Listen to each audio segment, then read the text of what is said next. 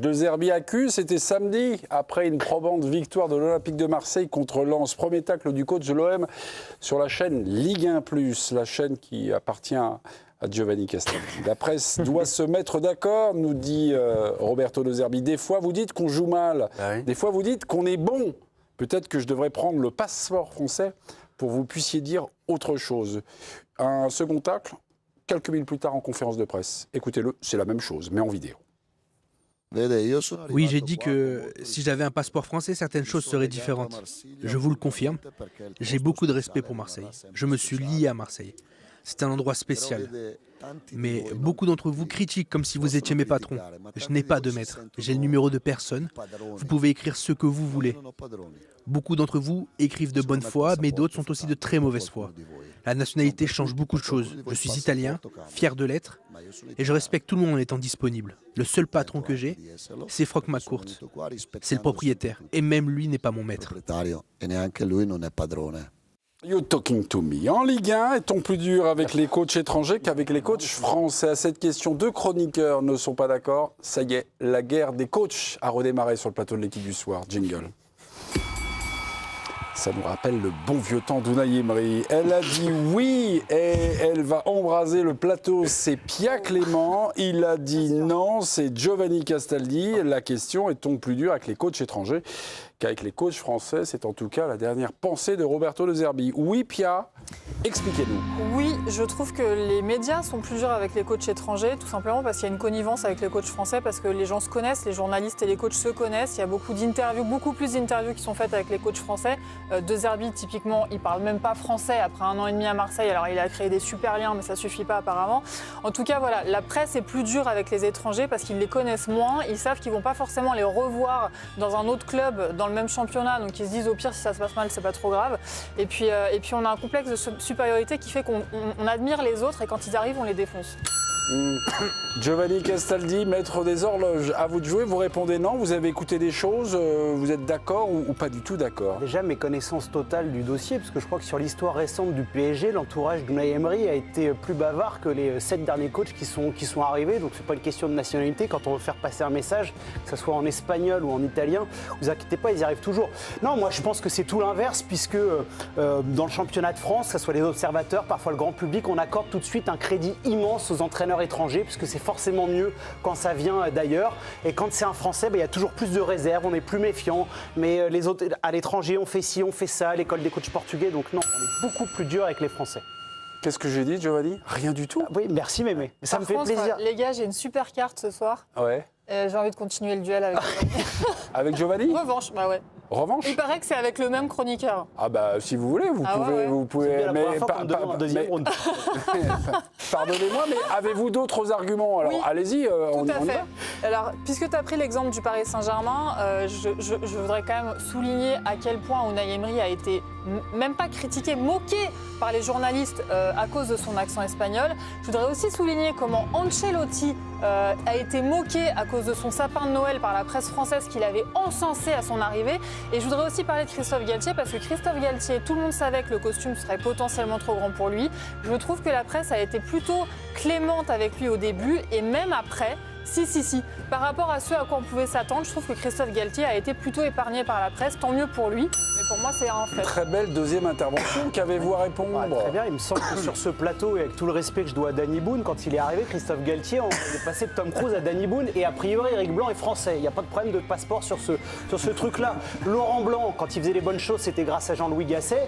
Et quand Unai Emery est arrivé, il y avait 14 papiers par jour pour nous expliquer que les entraînements avaient été révolutionnés parce qu'il y avait plus de staff, plus de méthodes, puisque c'était la méthode espagnole. C'est un vieux serpent de mer. Quand ça vient de l'extérieur, c'est toujours mieux. On peut reprendre toutes les époques, c'est toujours comme ça. L'histoire ne va pas dans l'autre sens. Roberto De Zerbi a tapé à côté, mais c'est pas la première fois en conf de presse. Vous avez vu? J'ai rien dit. Par contre, vous faites un mime très large. Ça fait 2 fois que vous faites le coup. C'est un deuxième jaune, c'est un rouge pour Giovanni Castaldi. Merci beaucoup. Bienvenue à la maison. Électrifiez les barreaux, s'il vous plaît. Ça nous fait plaisir. C'était meilleur que le premier. Régis. Il n'y a pas de troisième round. J'ai plus de cartes, moi. Régis. Non, j'ai été assez sensible aux arguments de Pia sur la connivence, parce que je suis d'accord avec elle, ça existe, ça fait partie du débat. Il y a une connivence entre certains médias français et des entraîneurs français, et une proximité qui, de facto, peut se faire... Est naturelle, parce qu'il y a l'historique, il y a le passé, il y a la... Effectivement, mais ça ne me suffit pas pour autant à faire pencher la balance de ton côté, Pierre. Le coup de poignard. Non, parce que faux espoir. mais je comprends ce que tu veux dire, et effectivement, Arthur Georges s'est fait défoncer au PSG. On a été très dur avec lui alors qu'il a été champion de France avec le PSG en 94, et on l'a amené sur un débat du jeu qui était vraiment très très sévère envers lui, et peut-être que ça n'aurait pas été la même chose avec un Français. Mais je reste quand même solidaire de Gio dans ses arguments. Vous êtes solidaire. Non, je suis favorable, je soutiens. Il y a de la connivence entre journalistes français. Parce que j'ai Pierre quand est même... espagnol. Parce que j'ai Pierre, bah oui, Pierre n'est pas de ce pays. Voilà. C'est italien. Hein. C'est italien. Pierre. J'ai quand même en mémoire un certain nombre d'entraîneurs français qui se sont fait défoncer. Je veux dire, Oui, globalement, quand on est mauvais, on se fait défoncer. Christophe Galtier s'est fait, à mon sens, à mon souvenir, défoncer au PSG. Claude Puel s'est fait démonter à Lyon. Il s'est fait démonter à Saint-Etienne. Rudy Garcia s'est fait démonter à l'Olympique de Marseille et à Lyon. Les deux. Et à Lyon. Donc je pense pas. vient de se faire démonter aussi un peu. Elle s'est fait Mais je trouve démonter. que c'est moins extrême, parce qu'en fait, on les admire moins de base, les Français. Donc du coup, quand on est frustré, quand on est déçu, on les défonce moins. C'est pour ça que je parlais. Franchement, j'ai pas développé. moi j'ai le sentiment qu'on est assez juste à ce niveau. L'intervention de De Zerbi, je la comprends assez bien. Il est vexé, il s'est fait beaucoup critiquer, mais il n'était pas obligé d'aller sur le terrain du passeport.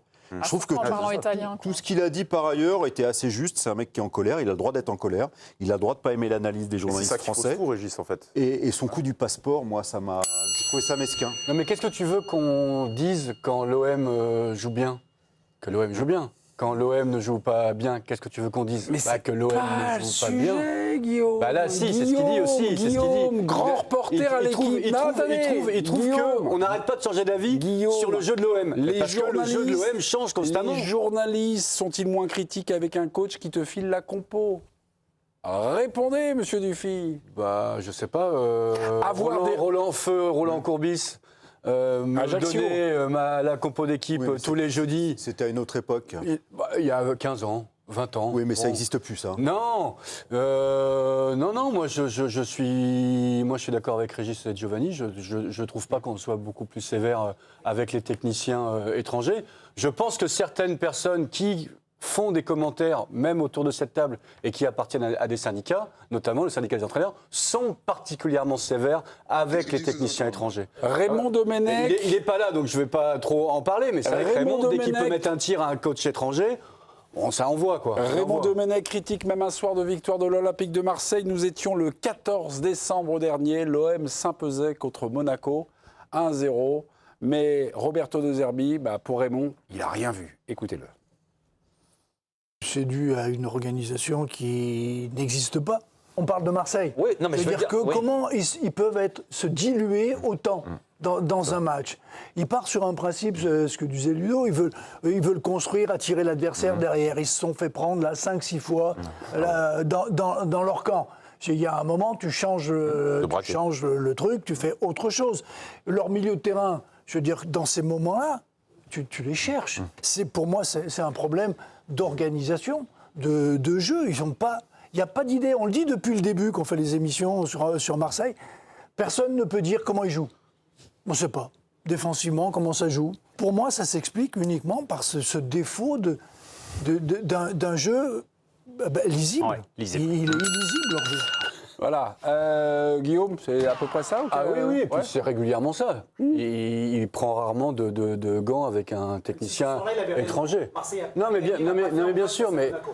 je crois qu'on ne vous entend pas, vous êtes en tôle. Toi avec Raymond, et quand un entraîneur étranger se trouve à la tête d'une équipe, avec lui, il n'a pas les 100 jours avec Raymond. Il n'a pas les 100 jours. Après, en France, il y a combien d'entraîneurs français en Ligue 1? Peu maintenant. Peu. J'ai pas le chiffre, donc je dis peu. Moins de la moitié, on va checker.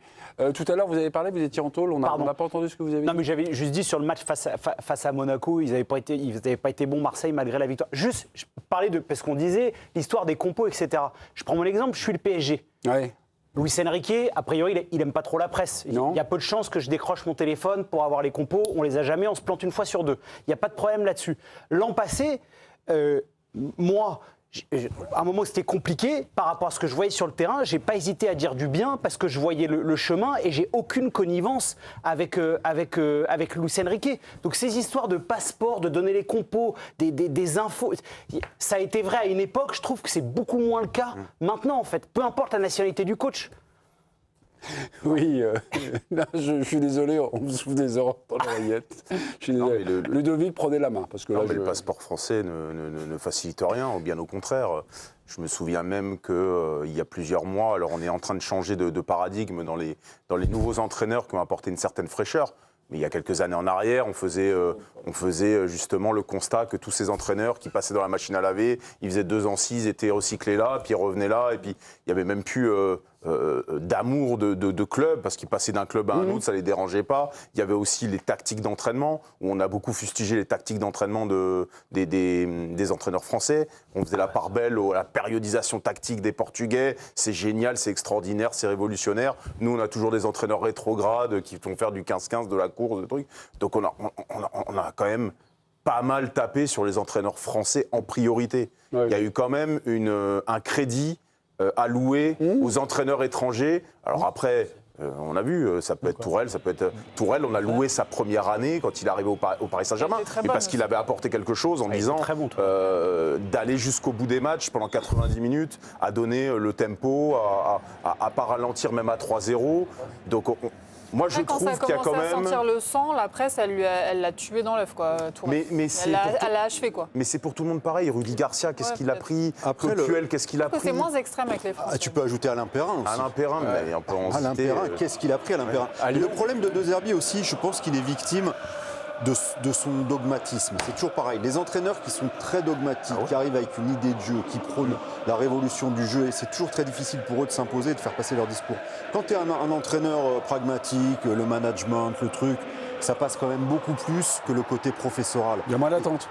Et quand tu es professoral et que tu donnes un petit peu la leçon avant même d'arriver et que tu continues à la donner, ça crée de la crispation et ça crée de l'antipathie. Je pense qu'il y a un peu de ça chez De Zerbi. En France, ça Et ça, c'est pas parce qu'il est français, c'est pas parce qu'il est italien. Non, mais en France, les médias en général critiquent. Mais il n'y a aucune violence quand même. Non. Tu parlais d'odeur du sang, il n'y a pas de massacre à la tronçonneuse, quoi. Il arrive d'Angleterre, tu vas en Angleterre, là t'en prends plein la gueule. En Tu vas en Italie, je te Espagne, parle pas, hein. t'en prends plein la gueule aussi. En Italie, en France, il y a quand même un peu de douceur et de calme dans la manière de commencer. Il a pris au Real. Comment Alonso. Oui, oui, mais en Et France, c'est quand même... la pire guerre médiatique qu'il y a eu en France, c'est celle de la presse française contre Raymond Domenech. Oui. On est tous d'accord là-dessus. Ça, l'odeur du sang. Oui. Non, mais Pas de passeport italien pour Raymond. Et les Français. Même le sélectionneur n'est pas épargné.